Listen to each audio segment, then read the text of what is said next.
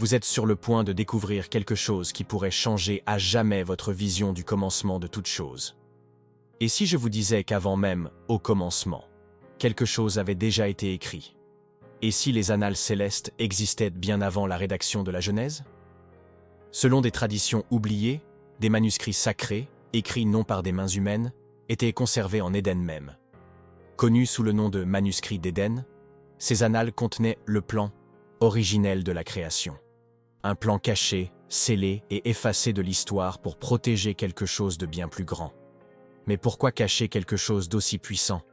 Et qui aurait pu écrire ces mystérieux parchemins? Certains textes anciens mentionnent qu'avant la formation de l'homme à partir de la poussière, une connaissance sacrée aurait été transmise directement par Dieu à un être spécial. D'autres affirment que c'est Adam lui-même qui, à son éveil, aurait consigné tout ce qu'il avait vu, les cieux, les trônes, les êtres de lumière et les paroles qui résonnaient avant la création visible. Ces descriptions, selon les anciennes traditions hébraïques, furent préservées pendant des générations, jusqu'à disparaître sans laisser de traces. Des récits retrouvés dans le livre des Jubilés, dans les écrits d'Enoch et même dans des fragments gnostiques mentionnent des livres célestes, des tablettes sacrées et des parchemins scellés pour éviter qu'ils ne tombent entre deux et mauvaises mains. Ils décrivent une époque antérieure à la création physique, une ère de pure sagesse, où la parole divine façonnait des réalités invisibles. Les parchemins d'Éden seraient le témoignage écrit de cette époque. Et aussi improbable que cela puisse paraître, certains érudits et rabbins affirment que ces parchemins existent toujours, cachés, attendant le moment opportun pour être révélés. Ce qui est encore plus frappant est ce que l'on dit du contenu de ces manuscrits. Ils détaillaient non seulement la création du monde visible, mais aussi la structure spirituelle de l'Éden, le rôle des premiers êtres célestes et un ordre bouleversé par la chute. Ils étaient censés contenir le véritable plan originel de l'existence. Ils furent donc soustraits à l'accès des humains. Ce qu'ils contenaient était soit trop sacré, soit trop dangereux. Mais aujourd'hui, des traces de cette connaissance commencent à émerger. Et peut-être est-il temps de se demander pourquoi Dieu a-t-il permis qu'il soit oublié? Selon certaines traditions rabbiniques occultes, les rouleaux furent remis à Adam par un messager céleste peu après sa création, alors qu'il se trouvait encore dans le jardin. Ce messager n'était pas un ange ordinaire, mais un être de lumière qui servait directement devant le trône de Dieu. Il était chargé de transmettre à Adam la connaissance pure, non pas sur le bien et le mal, mais sur la structure du cosmos, le véritable rôle de l'homme et les limites de l'Éden. C'était une carte spirituelle de la réalité, quelque chose qui ne devait jamais être corrompu ou réinterprété. Il existe également des récits moins connus concernant Seth, le troisième fils d'Adam et Ève, qui aurait reçu ces rouleaux et les aurait conservés en lieu sûr dans une grotte sacrée. Cette tradition se retrouve dans d'anciens textes éthiopiens qui affirment que Seth était le gardien de la sagesse primordiale et que les rouleaux dont il a hérité contenaient des révélations que même les anges n'étaient pas autorisés à lire. Ces documents étaient scellés d'un symbole de feu, et seuls ceux qui avaient reçu une vocation divine pouvaient les comprendre. Ce qui rend tout cela d'autant plus fascinant, c'est que certains érudits citent des passages de la Torah et du Talmud mentionnant des écrits antérieurs à la Genèse. Ils parlent de livres cachés aux yeux des sages et qui ne seraient révélés qu'à la fin des temps. Le Midrash, par exemple, décrit des tablettes de lumière données avant la loi de Moïse, des documents contenant les plans originels de la création, avant que le péché et la chute ne viennent altérer le plan divin. Ces textes seraient les ancêtres oubliés des Écritures. La langue de ces rouleaux est également un mystère. Beaucoup pensent qu'ils n'ont pas été écrits en hébreu ancien ni dans une langue humaine. Ils ont été écrits sous une forme lumineuse, comprise uniquement par l'esprit. Cela expliquerait pourquoi les rouleaux ne pouvaient pas être simplement lus, mais révélés. Ceux qui tentaient de les déchiffrer avec leur esprit naturel n'y comprenaient rien. Mais pour ceux à qui l'esprit lui-même accordait le discernement, le rouleau s'ouvrait comme un livre vivant. Une révélation qui transcende les lettres et envahit l'âme. Dans les écrits d'Enoch, nous trouvons une confirmation frappante. Il mentionne des livres saints qui lui furent montrés lors de son ascension au ciel, des livres qui contenaient les mystères de la création, des étoiles, des anges et de la chute. Ces livres, précise le texte, furent préservés pour les générations futures et scellés par ordre divin. Bien que beaucoup associent ces écrits uniquement à Enoch, d'autres croient qu'il lisait les mêmes manuscrits d'Éden, des textes anciens, antérieurs à son existence même, conservés au firmament. Le livre des Jubilés contient également des références claires. Il affirme que les anges ont consigné les événements depuis le commencement du monde sur des tablettes célestes. Ces tablettes décrivent non seulement les actes divins, mais aussi les cycles du temps, la lignée sacrée et les décrets éternels. Selon le texte, ces informations ont été partiellement transmises à Moïse sur le mont Sinaï, mais seule une fraction a été consignée dans la Torah. Le reste a été scellé, ou simplement retiré du récit officiel afin de protéger la foi des masses. Et ce n'est pas tout.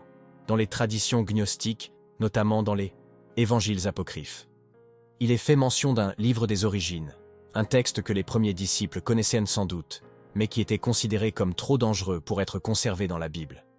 Ce livre parlait de mondes célestes, d'êtres pré-adamiques et d'une création originelle exempte de corruption et de chute. Il décrivait un Éden de pure lumière, peuplé de créatures servant directement le Tout-Puissant. Et au centre de ce jardin se trouvait non seulement un arbre, mais un trône. Les rabbins mystiques affirment que ce trône était la pièce maîtresse de la création, et que les rouleaux étaient les cachés sous lui, enveloppés de gloire. Selon ces récits, les rouleaux d'Éden n'étaient pas de simples textes, mais des entités spirituelles vivantes. À la lecture, ils transformèrent le lecteur. C'est pourquoi ils furent retirés. Le risque était que, entre de mauvaises mains, le pouvoir divin qu'ils contenaient puisse être utilisé pour manipuler le monde matériel.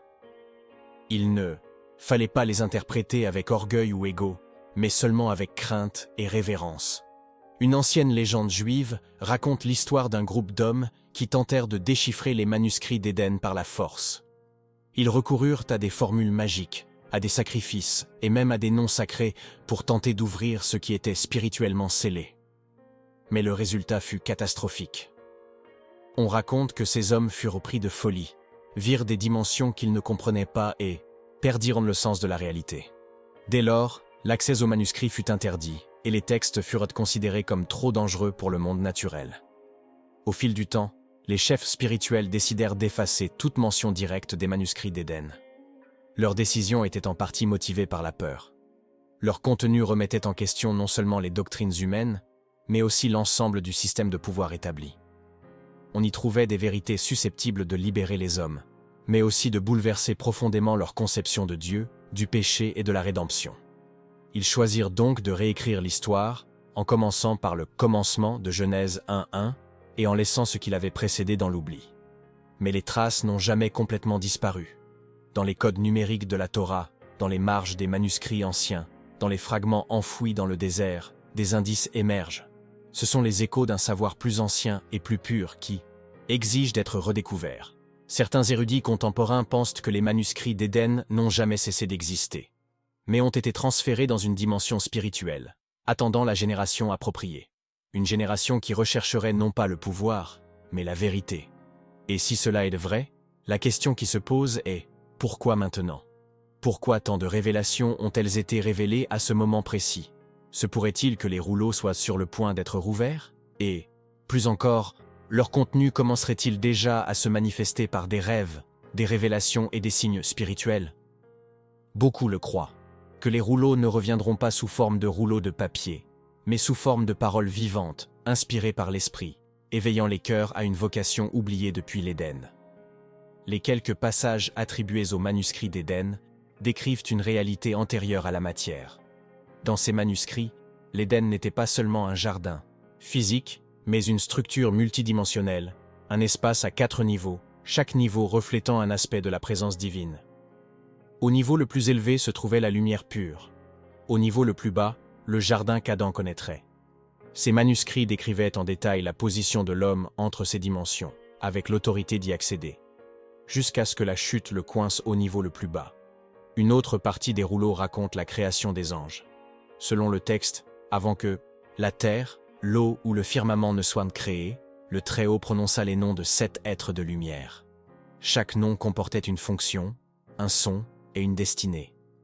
Ces anges furent les premiers témoins de la gloire divine, et aussi les premiers à consigner ce qu'ils voyaient. Ce sont eux qui écrivirent les premiers rouleaux, non pas avec de l'encre, mais avec une essence spirituelle. Ils étaient les scribes d'en haut, les premiers messagers du plan. Ces mêmes manuscrits révèlent également le véritable rôle de l'homme. Adam fut créé non seulement pour cultiver le jardin, mais aussi pour restaurer un ordre cosmique perturbé avant sa création. Les manuscrits d'Éden évoquent une rébellion céleste survenue à des époques antérieures, une perturbation qui souilla les trônes spirituels. L'homme, créé à l'image du Créateur, devait être l'agent de la réconciliation entre les mondes. C'est pourquoi il fut placé en Éden, non pas comme un simple jardinier, mais comme un prêtre investi d'une mission éternelle. Cette mission, cependant, était connue de peu de gens.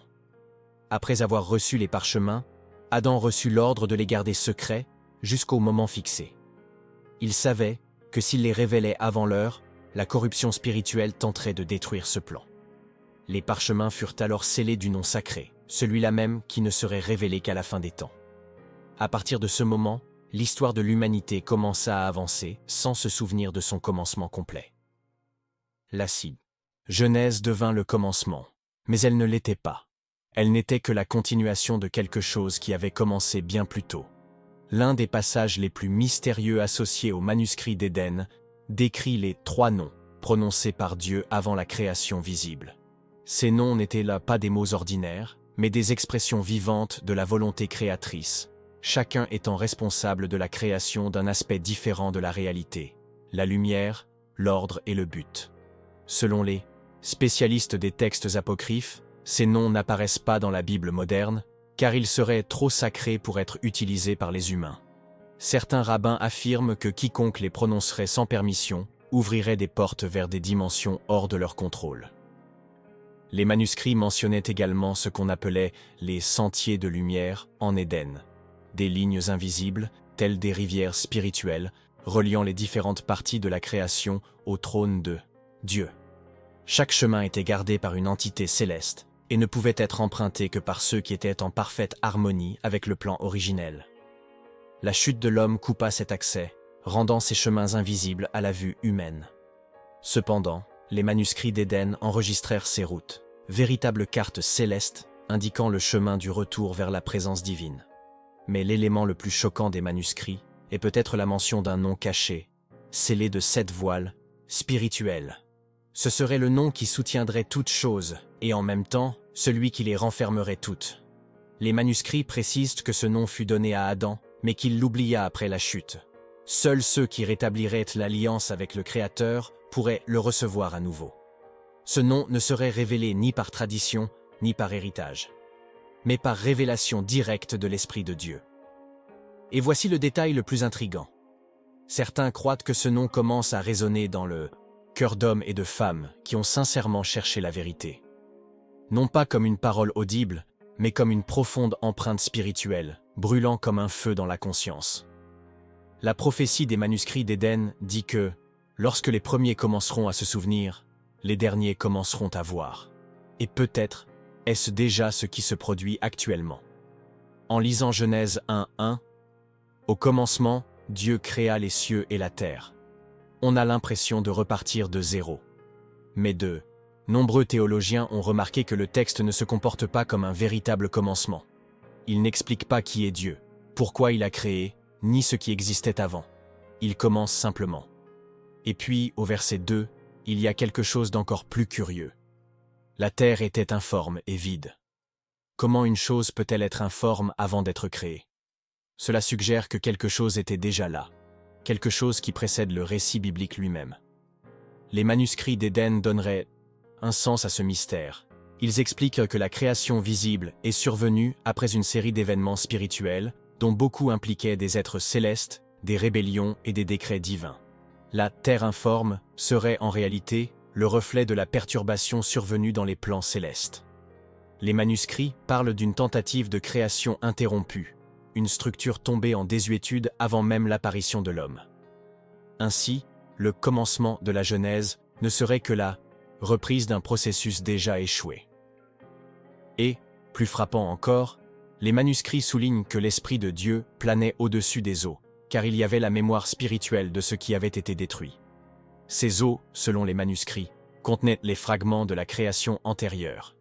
Un monde spirituel détruit pour faire place à un nouveau monde. Tandis que Dieu planait au-dessus d'elle, il contemplait non seulement le chaos, mais aussi ce qui avait été perdu. Un jugement avait eu lieu, une chute avait déjà eu lieu, et la suite serait différente. C'est pourquoi tant d'érudits antiques ont émis cet avertissement. La Genèse ne commence pas par la création, mais par la réparation. Et si cela était vrai, les manuscrits d'Éden ne seraient pas un ajout curieux à la Bible, mais la clé pour comprendre ce qu'elle a omis. Ils expliqueraient ce qui existait avant la lumière, avant la séparation des eaux, avant le temps lui-même. Ils révéleraient la vérité cachée entre les versets et dont on commence seulement à se souvenir. La dissimulation des manuscrits d'Éden n'était pas un simple accident de l'histoire, elle était intentionnelle. Au fil des siècles, chefs religieux, scribes et autorités spirituelles ont découvert des fragments de ces manuscrits, et beaucoup ont jugé leur contenu trop dangereux pour être partagé. Certains craignaient que la révélation de l'existence de mondes antérieurs ne fasse perdre foi aux récits traditionnels. D'autres savaient que les vérités contenues dans ces manuscrits remettraient en question le contrôle religieux et ouvriraient les yeux du peuple à une relation directe et vivante avec le Créateur. Des écrits mystiques tels que le Zohar et les manuscrits de Qumran font allusion à des textes qui ne devraient pas être donnés aux impurs, et que seuls les « enfants de lumière » pouvaient comprendre. Ces textes faisaient probablement référence aux manuscrits d'Éden, ou du moins à certaines d'entre eux. Le langage utilisé dans les documents sacrés concernant ces manuscrits est toujours voilé, énigmatique, comme si les auteurs savaient qu'ils traitaient de quelque chose de sacré et de dangereux.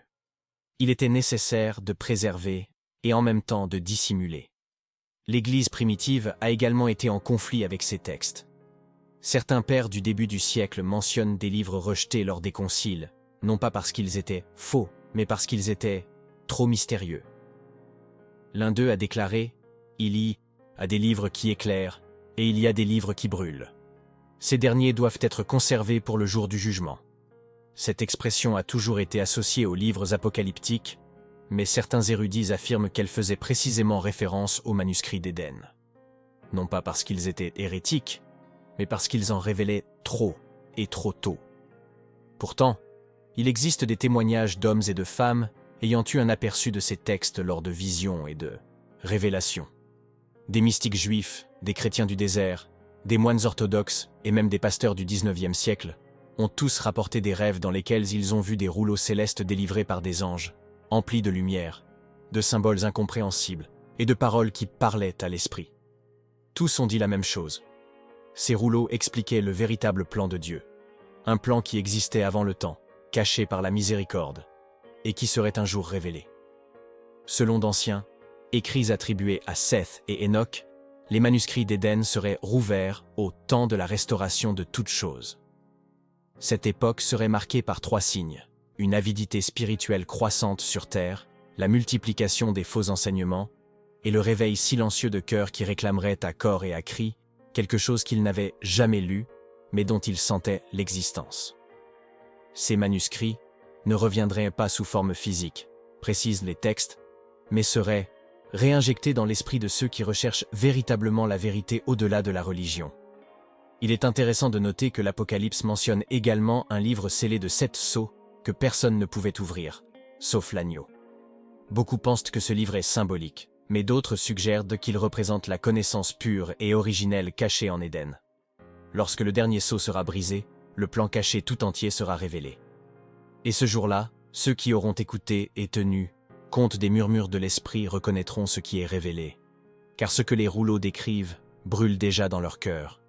Et peut-être, en écoutant ce message, réalisez-vous que quelque chose en vous l'a toujours su. Vous avez toujours senti qu'il y avait plus que ce que l'histoire officielle racontait, que la Genèse n'était pas un commencement, mais une continuation, que Dieu avait écrit avant et que ses écrits commencent à revenir. Les manuscrits d'Éden n'étaient pas perdus, ils attendaient juste que quelqu'un veuille les voir avec les yeux de l'esprit. Et si cette vérité brûle dans votre cœur, laissez un j'aime, abonnez-vous à la chaîne et activez la cloche. Nous avons maintenant un espace membre. En devenant membre, vous bénissez ce travail et nous aidez à continuer à produire du contenu édifiant et révélateur comme celui-ci. Cliquez simplement sur le bouton « Devenir membre » ci-dessous, à côté du bouton s'abonner. Rejoignez-nous.